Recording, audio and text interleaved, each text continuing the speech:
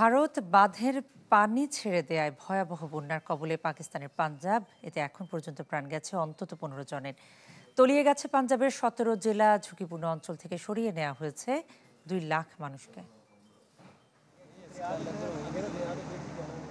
বন্যার পানিতে ভাসছে পাকিস্তানের সবচেয়ে জনবহুল প্রদেশ পাঞ্জাবের মধ্যাঞ্চল।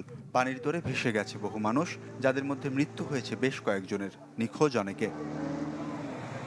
ইসলামাবাদ বলছে উজানের বাঁধগুলো থেকে পানি ছেড়ে দিয়েছে ভারত।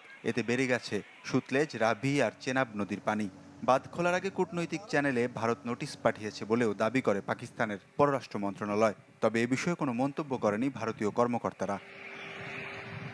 বন্যার পানিতে তলিয়ে গেছে পাঞ্জাবের 17 জেলা, যার মধ্যে উদ্বেগজনক শিয়ালকোট, নারওয়াল, হাফিজাবাদ, সারগোদা, লাহোরের পরিস্থিতি। এখন পর্যন্ত ঝুঁকিপূর্ণ অঞ্চল থেকে প্রায় 2,10,000-এর বেশি মানুষকে নিরাপদে সরিয়ে নেওয়া হয়েছে। আগস্টের মাঝামাঝি থেকেই অবস্থা ভয়াবহ, তবে এখন আর বাড়িতে থাকার মতো অবস্থা নেই। আমার বসতবাড়ি ধসে পড়েছে। পরিবার নিয়ে নিরাপদ আশ্রয়ের চেষ্টা করছি।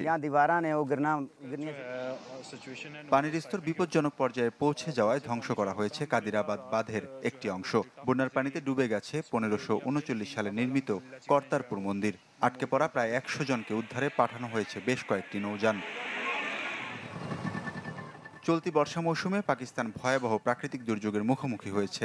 জুন থেকে শুরু হওয়া প্রবল বর্ষণ, বন্যা ও ভূমিধসে এরই মধ্যে 800 জনেরও বেশি মানুষের মৃত্যু হয়েছে।